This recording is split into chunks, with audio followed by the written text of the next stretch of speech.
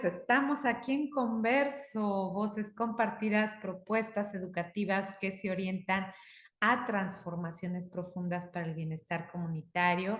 Y bueno, pues bien felices porque estamos aquí desde el sur, ¿verdad, Ligia Vera? Así es, así es. El Que sureste de México. el sureste de México maravilloso, yo desde Campeche y Ligia está desde Yucatán. Y bueno, pues quiero platicarles quién es Ligia Vera Gamboa. Ella es médica, sexóloga, educadora y clínica, investigadora en la Universidad Autónoma de Yucatán, profesora del Centro de Estudios Superiores en Sexualidad. Y pues estamos muy contentas el día de hoy de poder compartir porque tenemos pues varios temas que vamos a ir tocando poco a poco porque precisamente el 4 de septiembre, Ligia, se celebra el Día Mundial de la Salud Sexual y sabemos que desde el año 2010 la Asociación Mundial de la Salud Sexual establece esta fecha como un esfuerzo para poder promover y sensibilizar, ¿no? Acerca de la trascendencia de la sexualidad como un aspecto esencial del ser humano. ¿Qué nos pudieras compartir, Ligia, hablando de este día que es tan importante visibilizarlo? No, me encanta que nos haya tocado en estos días tan próximos al 4 de septiembre este converso, ¿no? Porque sin duda el lema que se ha elegido para este año 2022 es muy interesante, ¿no?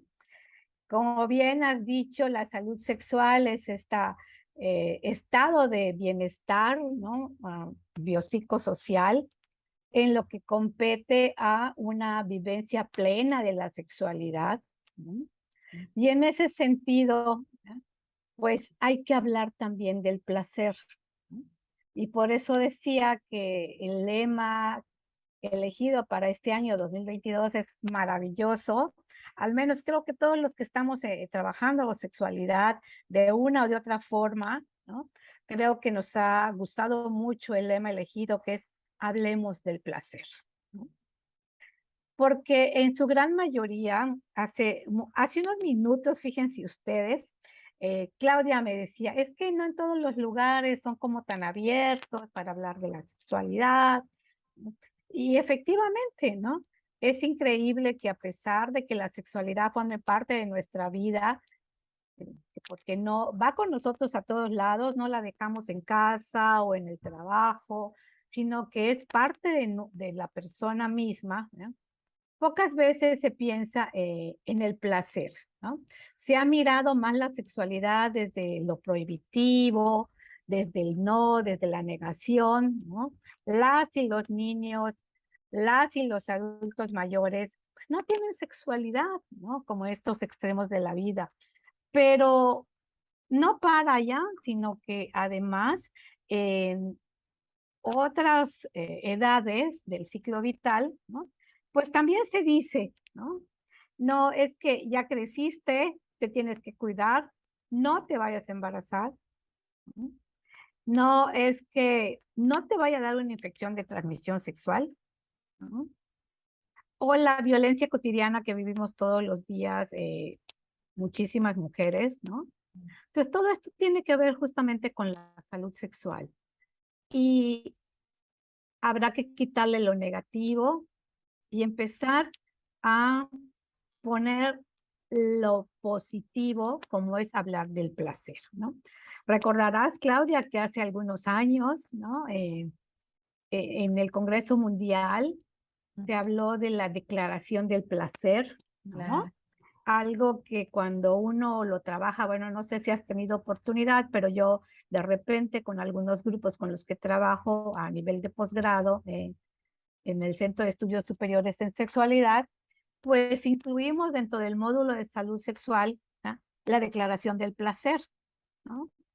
Y es como muy interesante mirar la reacción que hay, ¿no? O sea, qué bueno, qué genial que ya estemos hablando de placer y no nos quedemos todavía centrados en esto de la prohibición, del tabú, ¿no? Entonces, esto es por lo que me encanta el lema de este año, ¿no? Aparte de ser súper importante la salud sexual para todas las personas, ¿no? Incluidas nosotras, ¿no? En Ah, particular, yo diría que tenemos más como responsabilidad esta vivencia de una salud sexual plena quienes estamos dedicados a la sexualidad. ¿No? claro. Entonces, no sé qué quieras más Pues un preguntar. poco en esta misma línea de la que comentas, qué importante es hablar desde este placer sexual, en este ejercicio dentro del contexto de los derechos sexuales también, los derechos a la igualdad, a la no discriminación, a la autonomía, a la integridad corporal, A ¿no? la no violencia, A la ¿no? no violencia, a la libertad de expresión, a la posible salud y sobre todo, pues que hoy nos vienes a tocar un tema muy, muy valioso, hablando de esta no discriminación, que vamos a ver cómo el VIH también se presenta en personas adultas mayores. Y hoy nos atañe ese tema. Yo casi siempre que empiezo un conversatorio, Ligia, me gusta hablar de algún poema y este se llama Alivio y Ok. dice respirar. A pesar de los vaivenes del punzón que va buscando dianas en mi cuerpo, ahora que sé cómo se llama, lo recojo entre mis manos e intento moldearlo. Me he imaginado convirtiéndolo en barro y adaptándolo a la forma de mi pecho. Paso a paso entre caricias, salto a salto entre poemas, guardando todo el aire en las alas para volar alto, aún con el cuerpo en contra. Entonces, pues bueno, Qué bonito poema, porque fíjate qué tan, perdón, qué tan ad hoc está para el tema que vamos a tocar, ¿no? Justo a todos, yo no les voy a echar un rollo acerca del VIH, qué es el VIH, porque eso, bueno, todo el mundo lo sabe, ¿no? Sin embargo, ¿no? A pesar de ya más de 40 años que la pandemia que inició en 1981 está con nosotros, pues la realidad es que sigue afectando a muchas personas. Y la prueba es que, al menos para el sureste de México, específicamente la península de Yucatán, ¿no? En los últimos 4 o 5 años, hemos venido punteando entre casos nuevos de VIH o personas con SIDA en los primeros lugares, ¿no? En los primeros 5 o 6 lugares. Si no es Campeche, es Quintana Roo, es Yucatán, y así como que vamos como alternando las posiciones, ¿no? Y si lo llevamos al ámbito nacional, pues por supuesto que también es una realidad, ¿no? Sin embargo, ¿qué significa esto? Significa que a pesar de todos los esfuerzos que se han realizado en la prevención y la atención, pues falta mucho todavía camino por recorrer. Pero en este punto yo me quisiera detener, ¿no? Más o menos desde el 2009, aunque ustedes no lo crean, ya tiene bastantes años, la Organización Mundial de la Salud, específicamente el área de ONU-SIDA, ¿no? Hizo notar que había muy poca información sobre las personas mayores de 50 años que tenían VIH, ¿no? Y entonces uno dice, ay, pero 50 todavía no soy adulta ni adulta mayor, ¿no? Entonces, bueno, a esto le llaman la edad mediana y es como un parámetro que se toma arbitrariamente para hablar de las personas adultas mayores, ¿no? Con VIH. Y a partir de allí, el grupo de expertos que empieza a revisar el tema nos dice que se estaban diagnosticando nuevos casos en personas de estas edades, ¿no? Hombres y mujeres, más hombres, por supuesto, como suele ocurrir, pero también en mujeres, ¿no? Que, eh, y empiezan a hacer la indagación de por qué, ¿no? Bueno, nuevamente resalta en ese momento, pues, la falta de educación de la sexualidad, ¿no? La mirada de el tabú hacia la sexualidad, pero también empiezan a dar otros factores, como por ejemplo, el personal de salud, llámese médico, enfermera, psicólogos, si hubiera en este espacio de salud, no preguntan sobre sexualidad a las y los adultos mayores, ¿no? Y no les preguntan por qué, porque se asume que no tienen una sexualidad, que no viven una sexualidad, que ya para ellos esa época ha pasado, ¿no? Y por otro lado, ¿no? Estamos hablando de 2009, 2010, pues imagínense que pues la gente de estas edades pues tampoco había recibido educación de la sexualidad y pues tampoco llegaba al consultorio a preguntar, ¿no? Y entonces,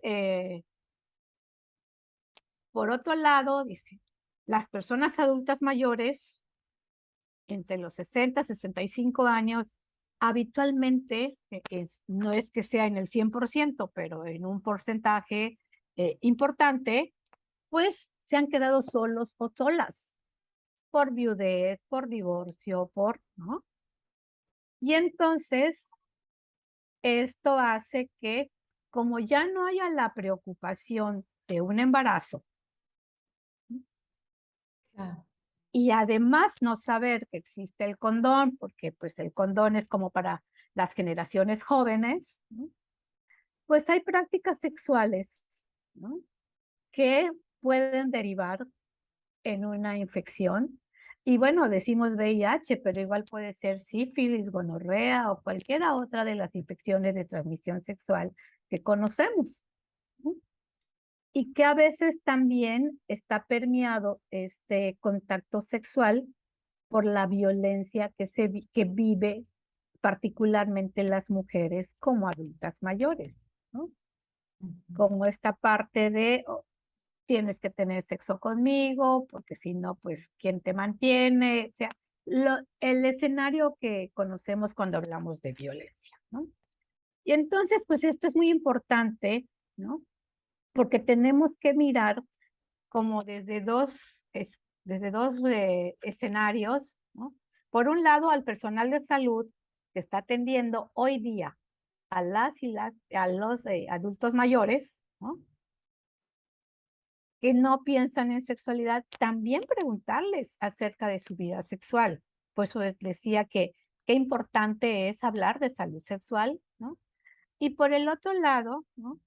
Generar un espacio de confianza, de empatía para que las personas adultas mayores puedan sentirse cómodas para preguntarle a su médico, a alguien que les esté tratando, ¿no? Pues sobre este tema. En ese sentido, si recordamos además la transición demográfica que está viviendo nuestro país y el mundo entero, pues entonces vamos a darnos cuenta de cuánta gente adulta mayor va a necesitar pues esta información, ¿no? Claro. Entonces, me quiero detener aquí porque creo que tienes como muchas preguntas para hacer, me está dando la impresión.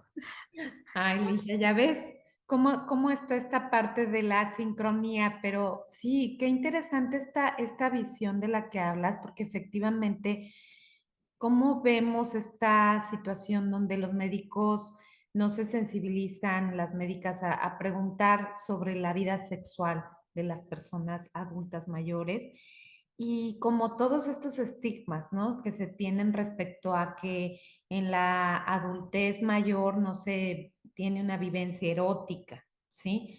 Y por otro lado, pues también me comentabas en un inicio, antes de entrar a grabar el programa, como esta parte de los adultos que han tenido la posibilidad de tener un tratamiento antirretroviral y que quizá fueron diagnosticadas en la juventud o en la adolescencia y que tienen esta posibilidad de tener una vida más larga y sana, ¿no? Entonces, cómo a través de los medicamentos, pues también se ha podido hacer que haya un número más creciente de personas mayores que viven con VIH. Sí, Entonces, me gustaría que nos pudieras así como platicarnos de estos dos grupos, ¿no? De los que a lo claro. mejor llegan a una situación ya en la adultez mayor con la cuestión de padecerlo, ¿sí? Y la otra sería los que ya vienen en Ujú, rezago, a lo mejor con una vida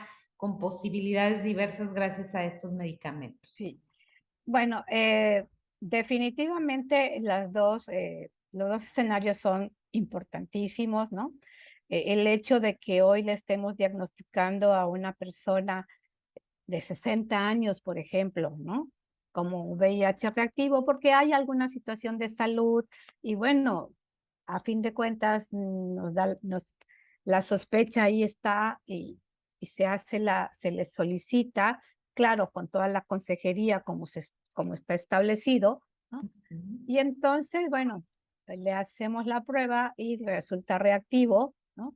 En estas personas es mucho más importante la consejería, porque a veces no hay la información, ni siquiera de qué es el VIH, lo han oído, pero ahí está la información muy general, porque pues como es algo que a mí no me va a pasar, ¿no? Porque no soy hombre que tiene sexo con hombre o persona homosexual, como habitualmente se les dice, ¿no? Como ya no tengo pareja, como, entonces, o porque como ya estoy viejo, ¿no? Pues no me va a pasar, ¿no? Y que no me gusta la palabra viejo, ¿no? Mm. Entonces, y de repente entonces hay que hablarles, decirles, bueno, que es el VIH, cómo se pudieron haber infectado.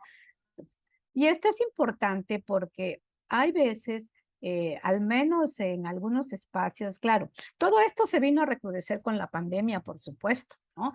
La pandemia de COVID, porque se han dado algunas situaciones que luego platicaré, pero acá en Mérida, ¿no? Hay espacios de adultos mayores donde van a los encuentros, hay juegos, hay bailes, hay, ¿no?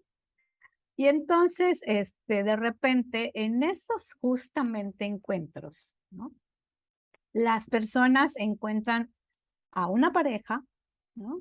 Que en Ujú. ese momento hicieron clic, como ellos dicen, o como decía otro adulto mayor que tuve pues la oportunidad de entrevistar, ¿no? Decía, es que doctora, tenemos nuestro corazoncito, ¿no? Claro que tienen su corazoncito y esto nos habla y nos reafirma que las personas adultas mayores también tienen una vida erótica diferente tal vez, con menor intensidad, si ustedes quieren decirlo así, que las y los jóvenes, y bueno, habría que investigar qué tan menos intensa sería, ¿no? Y tienen encuentros sexuales. Entonces, en esta entrevista que yo le hacía a esta persona de 80 años, me decía, no, doctor, es que yo voy a los bailes, si veo una señora que me gusta, pues yo la invito a bailar. Y si yo la traigo, ella no se separa, quiere decir pues que yo también le echan gusto, como decimos acá en el sureste, ¿no? Eh, y entonces pues seguimos bailando y si la invito a un refresco y luego le digo, oye, ¿quieres ir a mi casa? ¿No? O si quieres vamos a tu casa, ¿no? Y ese ir a la casa es para tener una práctica sexual, ¿no? Y ¿qué es lo que pasa? Que en esta práctica no hay uso de condón, pues porque nunca fueron educados en este sentido. Y bueno, así tenemos mujeres que se han infectado a través de parejas, ¿no? Entonces, bueno, este es un momento en el cual sin duda nosotros reafirmamos la vivencia erótica en los adultos mayores, pero además que si bien deseamos que lo vivan con plenitud, también es importante reconocer que pueden haber situaciones que los pueden poner en riesgo, ¿no? Como es esto que decía de no usar condón, ¿no? Y vemos señoras también que dicen, o ya estoy divorciada o ya estoy viuda y entonces voy a los bailecitos y tengo, si me encuentro a alguien, pues igual, o sea, eh, me echo una canita al aire, ¿no? Pero no hay el uso del condón. Pues esto es en cuanto a las personas que no, que de repente pueden llegar con un resultado reactivo a VIH, ¿no? Y por otro lado están, como bien has dicho, a personas que a lo mejor se les diagnosticó entre los veintitantos, los treintas, ¿no? Y que hoy, después de cierto tiempo transcurrido, ¿no? que gracias a los antirretrovirales, como bien ha señalado, pues tienen una larga expectativa de vida, tan larga como cualquier persona que sin VIH, ¿no? Prácticamente la esperanza de vida se ha prácticamente igualado. Y en ese punto, las personas están viviendo, ¿no? Pues también, por eso decía que tu poema me gustaba mucho, porque es contra el cuerpo, porque durante muchos años la visión que se tenía sobre el VIH y el SIDA era que las personas no tenían vida sexual, ¿no? Que la sexualidad desaparecía de sus vidas, lo cual era un error. A lo mejor sí, cuando estaban en una fase SIDA, donde el cuerpo está deteriorado, está muy lastimado, pues sí, pero una vez que las personas se van recuperando de este momento y quedan como en el estado que llamamos cero positivo, ¿no? Ujú. Entonces, pues la sexualidad vuelve a aparecer, ¿no? Y esto es algo que también hay que entender, ¿no? Y no estigmatizar, ¿no? A las personas que quieren vivir esta vida sexual plena, ¿no? Tendrán que hacerlo con muchos cuidados, como es el uso del condón, como apegarse a su tratamiento, tener, este, pues, cuidar también a la pareja y a ellos mismos, ser indetectables, como sabemos, ¿no? Pero pueden tener prácticas sexuales sin ningún problema. Es contra el cuerpo, como finalizaba a pesar de y en contra del cuerpo, ¿no? Entonces esto, ¿por qué? Porque la sexualidad está ahí, es una vivencia que está con nosotros y va a permanecer con nosotros hasta nuestros últimos días, ¿no?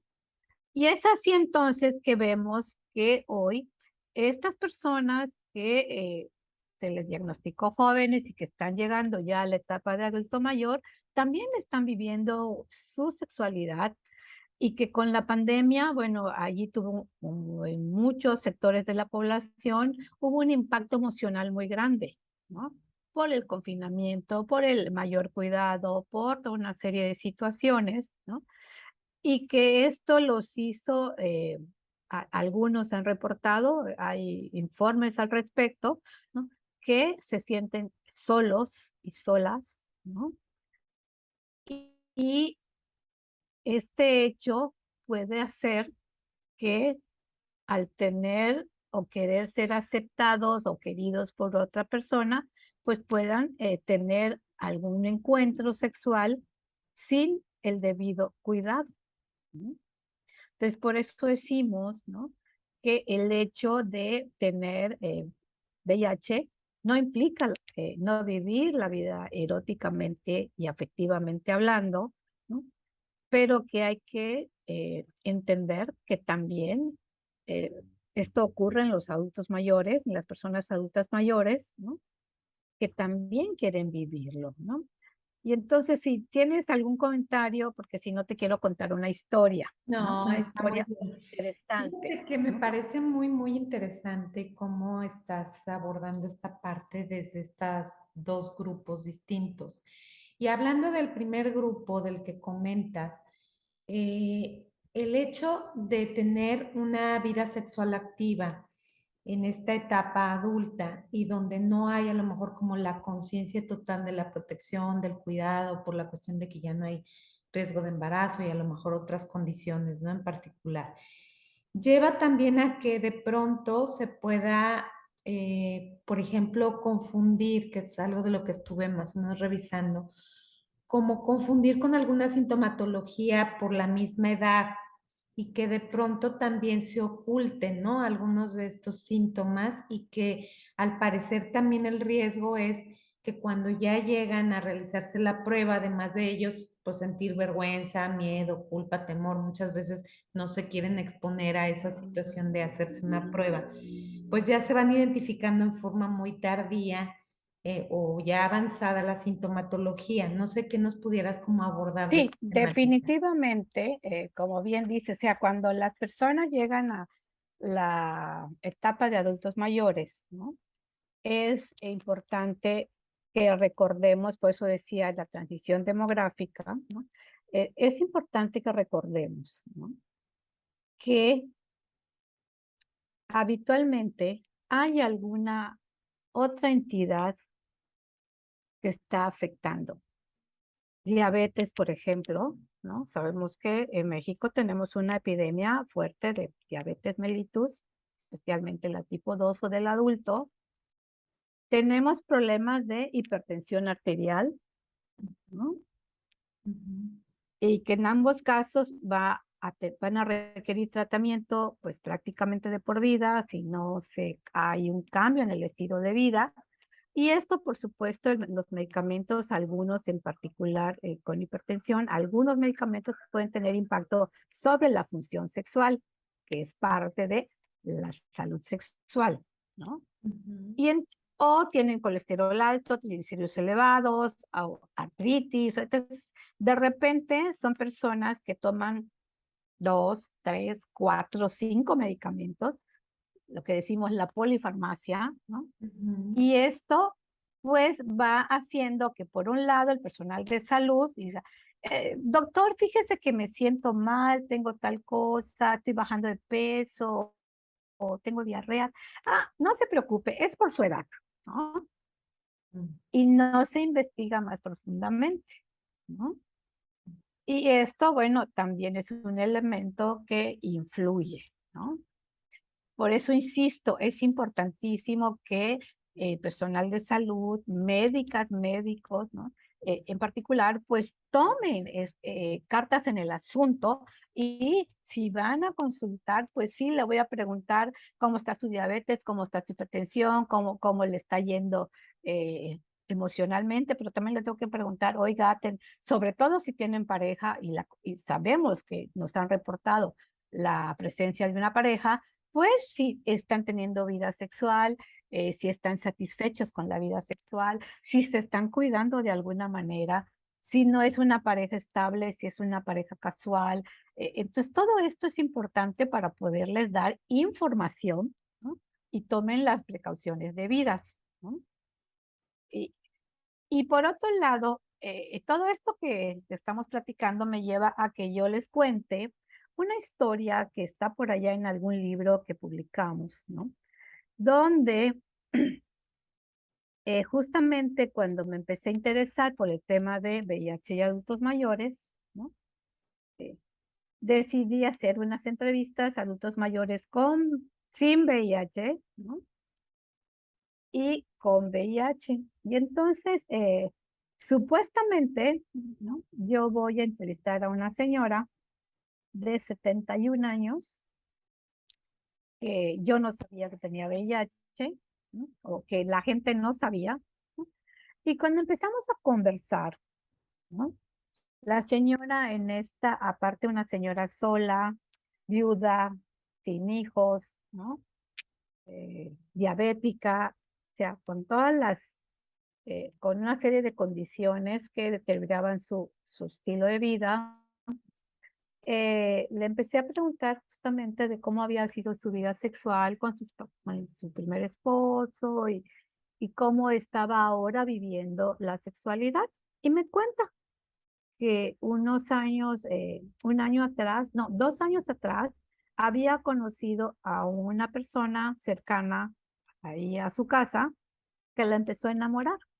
Ujú, Él tenía 75, ella tenía 71, ¿no? Y la empieza a enamorar, y como ella vive sola, pues la visitaba en su casa. Y ya después de que se establece como la confianza, empiezan a tener relaciones, ¿no? Eh, pues la señora bien, entonces tan bien les iba como pareja que deciden casarse. En ese entonces, algo que todavía no entiendo cómo sigue ocurriendo en Yucatán. Bueno, ya dicen que no ocurre, pero no ha cambiado mucho, ¿no? Para que una pareja se case en el estado de Yucatán hasta el 2009, tenía que hacerse la prueba de VIH, ¿no?, las dos personas, y si alguno tenía la prueba reactiva, pues no se les impedía casarse. Malamente, porque finalmente las personas salían a vivir, ¿no?, como se dice coloquialmente, ¿no? Y la protección que el Estado quería brindar, pues no se estaba cumpliendo tampoco. Entonces, resulta que les hace sus análisis prenupciales, entre ellos VIH, ¿no? Y el señor era VIH positivo, Mm. ¿no? La señora le dicen que tenían que repetirle la prueba. Y bueno, no me supo explicar como muy bien, o yo no lo entendí. ¿Cómo es que ella se enteró que él tenía VIH? ¿No? Y entonces ella decide cortar la relación, ¿no? Que no hubiera casamiento, ¿no? Y deja de ver al señor, ¿no? Sin embargo, el señor sigue insistiendo, ¿no? No sé si porque no tenía como mucha claridad de lo que significaba vivir con VIH o justamente porque su edad ya tenía otra visión de la vida, ¿no? Ujú. El caso es que intenta enamorarla nuevamente y la convence, ¿no? Y siguen teniendo relaciones, ¿no? El señor se va deteriorando con el tiempo y fallece por complicaciones del VIH porque finalmente no estaba llevando tratamiento, ¿no? Pero ella se repite la prueba y sale también VIH. Entonces imagínate a los 71 años, ¿no? Recibir la noticia de que tienes VIH. Ya era diabética, estaba sola, ¿no? Y además eh, le dan el diagnóstico, ¿no? De que su prueba de VIH era reactiva y que tenía que tomar medicamentos y bueno, todo esto, ¿no? Ella ya falleció, eh, falleció como 2 años después. Y te estoy hablando de 2014, 2015, ¿no? Entonces esto dices, estos son los escenarios que no queremos ver, ¿no? Justamente por eso es importante hablar de las personas adultas mayores, darles información sobre el VIH, pero también sobre la vivencia erótica que tienen derechos, ¿no? Claro, Y en claro. ese sentido, pues es un tema que a mí me apasiona. Hoy estoy viendo mujeres que ya llegaron a los 65, que se les diagnosticó alrededor de los 30, 35 años VIH y que toda la vida vivieron con, o sea, retomar su vivencia en la sexualidad les fue muy difícil. Hubo presencia de disfunciones sexuales en sus vidas, ¿no? La presencia de violencia, ¿no? Y porque siguen pensando que, al menos eso es lo que yo pienso, ¿no? Que también ellas son culpables de haber adquirido el VIH, cuando nada que ver una cosa con la otra, ¿no? Claro. Y tienen que trabajar mucho esta parte, incluso perdonarse a sí mismas, ¿no? Ujú. Para que puedan salir adelante y puedan ir avanzando en su vivencia de vida, pero también en su vivencia erótico-afectiva, ¿no? Por supuesto. Y creo que aquí es muy valioso esta parte de retomar cómo desde esta visión integral trabajar con el personal de salud en las cuestiones de estigmas que se tengan, de creencias, ¿no? De tabús en torno a la atención médica y ver también los derechos de las personas con VIH, de las personas adultas con VIH, de recibir su atención médica, de recibir acompañamiento terapéutico también, emocional, soporte emocional, no solamente el médico, y el abordaje precisamente del que hablas, ¿no? Esta visión integral de rescatar, hablando de este placer, de esta vivencia que es factible en las personas también adultas mayores, de su vivencia erótica. ¿Cómo podemos abordar esta parte? ¿Cómo te ha ido a ti en el trabajo que se desarrolla en esta concientización, por ejemplo, con el personal de salud? ¿Qué te encuentras en el camino, trayecto, cuando hablas de estos temas? Claro, mira, te puedo decir que hemos tenido avances, ¿no? Ujú. Sí hay una mayor receptividad de parte del personal de salud para hablar del VIH, de la sexualidad, porque finalmente, como dice mi querida amiga Patricia Ponce Jiménez, ¿no? Si algo le tenemos que agradecer al VIH, es que nos hizo, querramos o no, hablar de sexualidad, ¿no? Claro. Entonces, bueno, en ese sentido, digo, hablar de sexualidad no solo es hablar de relaciones sexuales, como todas y todos sabemos, pero el hecho de ponerlo en la mesa, visibilizarlo, ¿no? Pues fue un avance. Fue muy difícil por los estigmas, por los prejuicios, por las creencias de muchas personas, incluido el personal de salud, ¿no? Recuerden que antes se decía, la persona con VIH muere 2 veces, ¿no? Primero tiene una muerte social por el estigma, la discriminación que vive, ¿no? Y después viene la muerte, puede venir la muerte física, ¿no? Esto se ha ido modificando desde como yo lo veo, pero no en la medida que a mí me gustaría, ¿no? Y lo digo porque hoy por hoy, ¿no? Aunque sabemos que la infección por VIH, toda persona sexualmente activa que no use las medidas de prevención puede adquirir VIH o cualquier ITS o puede embarazarse en el caso de las adolescentes, ¿no? Pero todavía se sigue asociando a la diversidad sexual, ¿no? Y este hecho, todavía sabemos que hay mucha homofobia, ¿no? Y esto todavía nos falta mucho camino por recorrer. Sí ha habido avances, sí hay como una mayor receptividad, pero nada más te cuento, el año pasado me invitaron a un hospital, ¿no? A hablar de un curso sobre perspectiva de género y diversidad sexual, justo porque un médico había discriminado a una persona trans con VIH, ¿no? Y esto, bueno, yo te quiere decir que los prejuicios, el estigma, muchas veces nuestras propias creencias, ya sea religiosas o no, pueden influir, ¿no? Sobre cómo voy a... Yo lo que les recomiendo o les sugiero más bien al personal de salud es que si ellos reconocen que no están lo suficientemente preparados o les genera alguna incomodidad el trato con personas de la diversidad o personas con VIH, ¿no? Que se apoyen con otro compañero o compañera que saben que es empático, que no tiene los prejuicios y que va a brindar una mejor atención, ¿no? Claro. Que no es una, no es como, no es una camisa a la fuerza, ¿no? Que los tengo. Aunque por supuesto deberían de asumir su responsabilidad como servidores públicos en el caso de hospitales públicos, ¿no?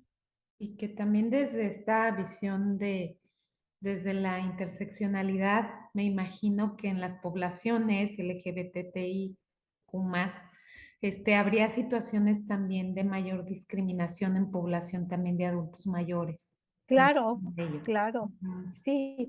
Y bueno, hablando de interseccionalidad, no es lo mismo que seas homosexual de la ciudad, ¿no? Que seas un homosexual en comunidades indígenas o rurales, ¿no?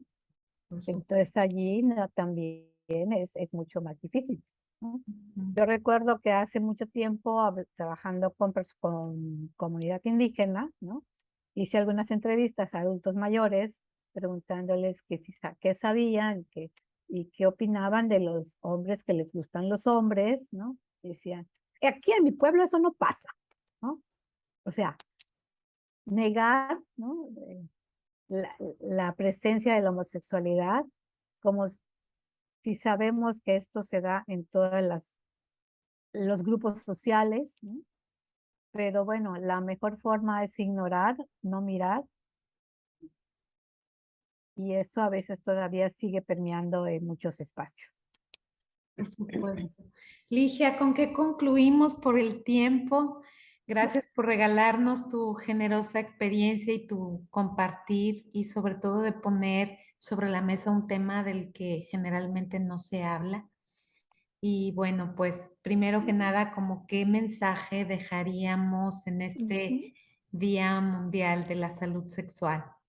Bueno, por un lado, decirles a las personas adultas mayores, ¿no? Que tienen derecho a una vivencia erótico-afectiva como cualquier otra persona, ¿no?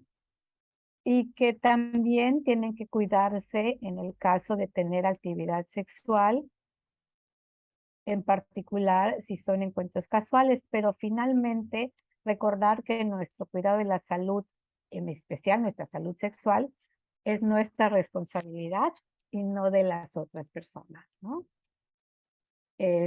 Al personal de salud le diría que como me ves, te verás, ¿no? Como decía mi querido maestro Álvarez Gallú, ¿no? Y en ese sentido, tratar a los adultos mayores, a las adultas mayores con todo el respeto, ¿no? Y pensar que al igual que todas las personas y los otros grupos sociales viven una vida erótica y que para darles una atención integral a veces será necesario, por supuesto, con el debido respeto, indagar, preguntar sobre qué tan placentera es su vivencia erótico-afectiva, ¿no? Y ya en relación al placer, ¿no? Ujú. Para las personas adultas mayores, yo diría que las personas adultas mayores, como el buen vino, mejoramos con el tiempo. Y esto aplica también para la vivencia erótica de la sexualidad, ¿no? Entonces, con eso me quedaría, Clau. Pues muchas gracias, qué valiosos comentarios nos haces y sobre todo, pues, esta visión, ¿no? Que tienes una de la experiencia, de la investigación también y de tu calidad humana, del trabajo con poblaciones también de vulnerabilidad. Yo te felicito y te admiro Muchas en este gracias. caminar, en este trayecto tuyo, Ligia, y me da muchísimo gusto que en este Día Mundial de la Salud tenerte aquí como una experta, no solamente en el tema, sino en la parte también de la vivencia de las personas. Te agradezco de verdad tu generoso compartir. Nada que agradecer, Clau, al contrario, la agradecida soy yo. Espero que tengamos otra oportunidad. Yo sé que fue un poco complicado poder llegar a este día, pero ya después seguro será más fácil.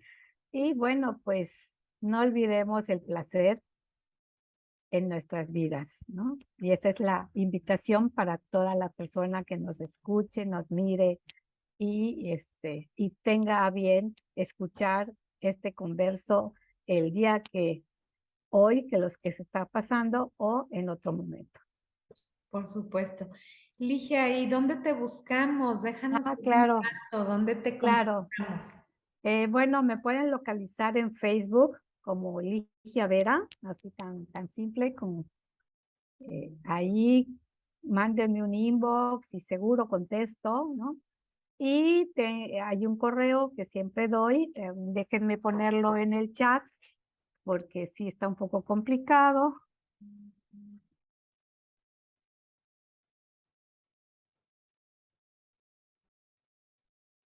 Ya está en el chat, es vegamboa.wadi de Universidad Autónoma de Yucatán, @gmail.com. Perfectísimo. Facebook, vamos a ponerlo también.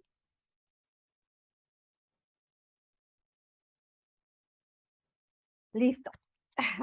Pues muchas gracias, Ligia. Qué bueno que nos lo dejas así plasmado. Y bueno, pues no se olviden de ver cada converso que tenemos con expertos en temas de salud, psicoterapia, sexualidad y educación, y tratando de llegar también a través de radio en línea, que estamos los jueves a la 1 con distintos expertos y que llegamos a las comunidades latinas también en el extranjero. Entonces, pues Muchas gracias, Ligia, de verdad, por sumarte a esta causa y seguir haciendo propuestas interesantes para el bienestar comunitario. Sí. Felicidades a ti también por tanto que haces por la sexualidad y la sexología. Muchas Gracias. gracias. Gracias, Ligia. Te mando un abrazo y nos vemos muy pronto en el Congreso para abrazarte en Mérida. Sí. Hasta luego.